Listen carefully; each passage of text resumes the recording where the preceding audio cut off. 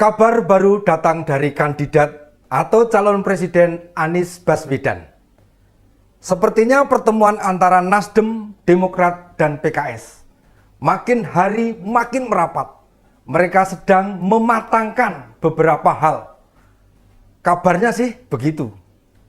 Ada maraton meeting oleh tim kecil. Dengar-dengar akan ada deklarasi awal November mendatang. Tepatnya pada Hari Pahlawan, yakni 10 November. Nama koalisi juga sudah disepakati, yakni Koalisi Perubahan. Dilihat dari beberapa orang yang terlibat dalam tim kecil, bukannya meremehkan, tetapi agak meragukan koalisi ini.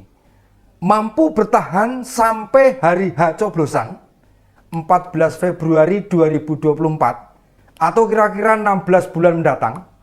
Penasaran kan? Ikuti opini dan Beni berikut ini.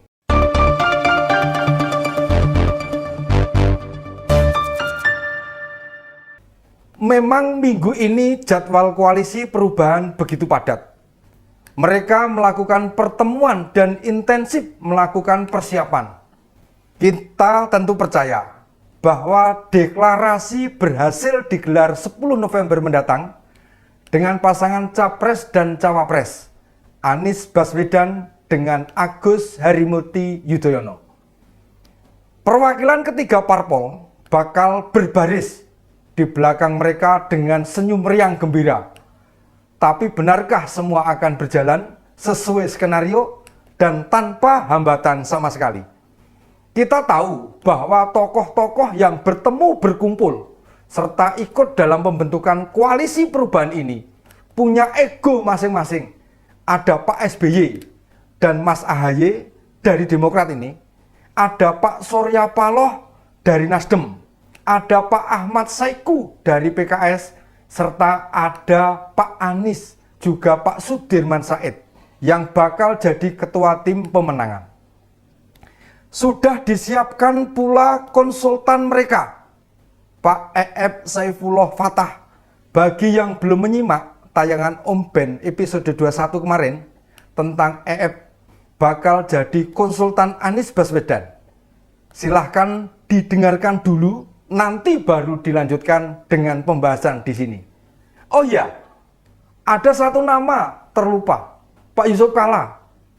Meski bukan berasal dari 3 parpol koalisi, sepertinya Pak Yusuf Kalla bakal nimbrung ke mereka.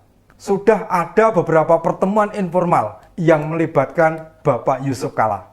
Nah, kembali ke soal keegoisan. Bisa kita analisis satu persatu. Pak SBY dan Mas AHY merasa Demokrat memiliki modal kuat, pernah menang 2 kali Pilpres. Tentu ini modal paling kuat dibandingkan yang lainnya. Nasdem bakal tetap ngotot. Mereka lebih duluan mengusung Pak Anies sebagai capres.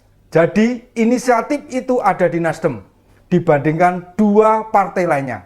Sedangkan PKS akan berargumentasi bahwa mereka yang paling bisa memprediksi sumbangan suara dalam Pilpres, sebab PKS itu partai kader. Jadi kalau toh pun ada meleset suara dari PKS, ya hanya sedikit, tidak bakal selisih banyak. Sementara Pak Anies maupun Pak Sudirman menyatakan posisi mereka sebagai capres harus diberi kepercayaan mengkonsolidasi kekuatan. Maksudnya nama Sudirman ini karena dia teman dekatnya Pak Anies dan diprediksi akan memegang ketua tim pemenangan. Dulu waktu Pak Anies menang di Pilkada DKI, ketua tim sinkronisasi ya Pak Sudirman Said. Mereka dua si joli, sama-sama pecatan Menteri Pak Jokowi pada 27 Juli 2016 lalu. Adapun Pak Yusuf Kalla juga tidak mudah diatur, sebab dialah yang akan banyak membiayai kebutuhan pemenangan Pilpres 2024. Kebayangkan betapa ribetnya koalisi mereka yang bakal ngotot-ngototan untuk merasa paling bisa dan paling berhak di koalisi. Apalagi soal menentukan cawapres yang bakal mendampingi Pak Anies. Justru disinilah pokok masalahnya. PKS akan menolak cawapres diserahkan ke AHY sebab terbukti di Pilkada DKI saja AHY keok pertama dibandingkan calon gubernur yang lain. Mereka mengajukan nama kandidat cawapres Ahmad Heriawan, mantan gubernur Jawa Barat 2 periode. Tapi saudara nama Aher tidak akan mudah diterima Pak Anies maupun Demokrat. Sebab pertarungan Pilpres tidak bisa disamakan dengan pertarungan Pilkada. Artinya apa? Artinya pengalaman memenangkan 2 kali Pilgub Jabar tidak relevan untuk diklaim sebagai pengalaman memenangkan pemilihan. Bagi PKS, menggolkan nama Kang Aher sebagai cawapres merupakan sebuah sejarah bahwa ini pertama kali kadernya bertempur di ajang Pilpres. Selama ini memang PKS tidak bisa menyorongkan nama kader mereka. Soalnya suara dari kursi mereka di DPR RI sangat kecil. Ini menandakan partai kecil bila bergabung ke sebuah koalisi ya tidak bisa mengatur-atur. Suara negatif kepada sesama anggota koalisi mulai muncul. Kepala Badan Komunikasi Strategi DPP Demokrat, Herzaki Mahendra Putra, mengungkit elektabilitas capres maupun cawapres itu penting. Seolah-olah Herzaki ingin bilang, Aher tidak muncul dalam berbagai survei, makanya tidak bisa punya kontribusi dalam membentuk dan menjaga stabilitas koalisi. Jangan berharaplah jadi capres, cawapres yang akan kami usung, itu kata Herzaki. Dilihat dari karakter Pak Anies, dia lebih condong menyetujui AHY sebagai pendamping dibandingkan dengan Aher. Ada beberapa faktor penghambat Aher akan diterima sebagai cawapres. Kita tahu bahwa masyarakat tidak menyukai PKS, termasuk kadernya.